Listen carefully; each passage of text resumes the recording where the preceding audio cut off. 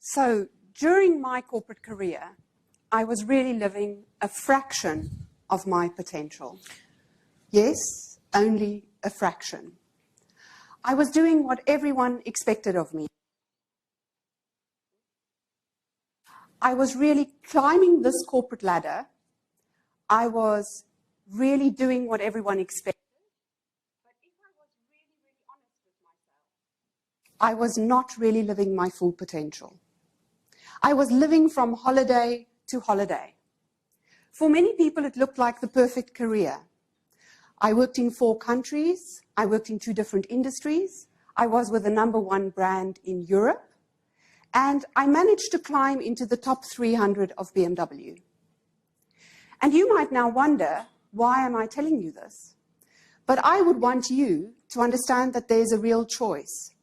And it was only until I understood properly what these 3 words, living on purpose, meant, was that I really understood what it had all been about. What I would like to do today is I would like to tell you a little bit about our legacy story. I would like to tell you about that authentic journey that I went through. I would like to tell you about some of the insights that I gathered along the way that brought me to the place to write my book and to leave my corporate life and become a CEO. And also about what steps I think you can take to make that giant step for CFO kind. So if we start with a legacy story, what is a legacy story? It's really something that defines us, it shapes us, and it creates who we are. But very often we don't really spend a thought on that legacy story. So my legacy story started when I was in my mid-teens, and my brother, who was 8 years older, died very unexpectedly in a car accident. And what this did was it tore my family apart. My father decided, whether it was conscious, I'm not quite sure, but he decided to give up on living, and he died 2 years later. And then with my mother, she had to run 3 family businesses and kind of lost her way and made some very bad business decisions. But what did that do for me? It made me extremely independent. It made me very ambitious, and it made me very driven.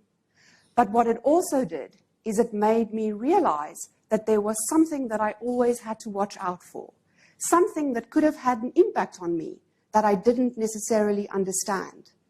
And that's why I'm telling you that there are these legacy things that drive us, that inspire us, that make us who we are. But it's very important to connect to them and to understand the impact that they have on our lives. So this journey to greater authenticity, where did this all start? You might have noticed from this bit of a South African twang that I have, that I wasn't originally born in England, where I live now. I was born in South Africa. Our daughter is born in England, and she believed for a very long time that grandpas, grandmas, and big 5 animals all came from Africa, and that you couldn't really find them anywhere else. But for me, this was a very traditional career. I was a chartered accountant. I qualified with KPMG, and I consulted with KPMG after that. And I then decided to join some banks in South Africa. And I went to Investec Bank. And Investec opened my mind to how I had been leading.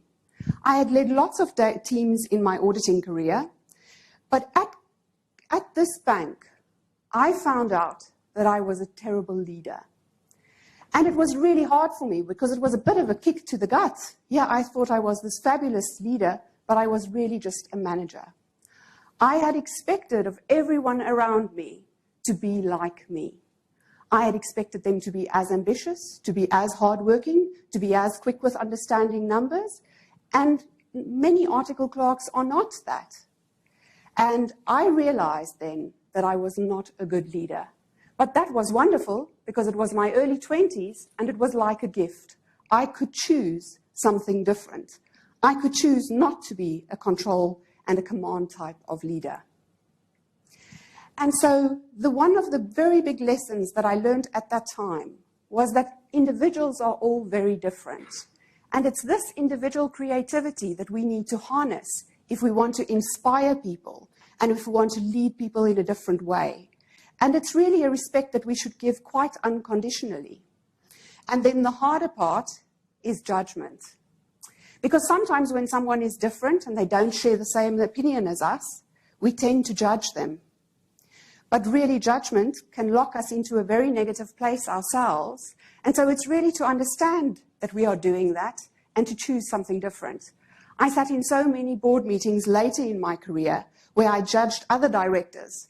And sometimes that word idiot did come into my head a bit. Is he really an idiot? His business case doesn't exactly work. But sometimes we have to walk a moment in someone else's shoes to realize that we have their perspective, and then we can become great leaders. So that was really that first insight that came to me along that journey, and it would really inform quite a lot that happened along the way when I was progressing through my career. So when I worked at BMW in South Africa, I very quickly realized that I would not progress and I would reach the glass ceiling. I really had to go to the heartbeat of the company if I wanted to be successful. So the journey for me moved to Munich, and my husband and I moved there. And Munich really had very, very humbling experiences for me. The first experience was Sophie macht Geschichten, which is the first German book I ever read in my life. So I had to learn to read German and to write German and to speak German, and it was very, very difficult. When I had to read this 5-year-old book, this book that a 5-year-old child could read, and I had to do it with a dictionary, it was really humbling. And I thought the title meant, when I bought the book, that she pulls faces, Sophie, but actually it says she tells stories. So that was the level of incompetence of my German at the time.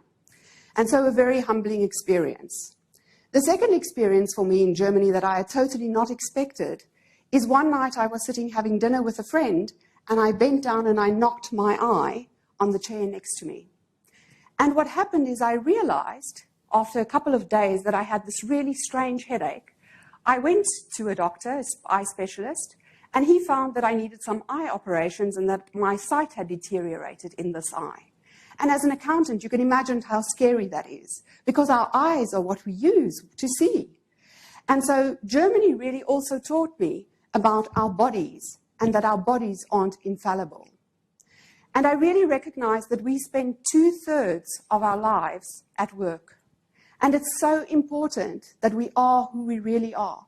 Because if you're only being who you really are when you're at home with your family, in that fraction of 1/3 of your life, that's quite a sad state of affairs.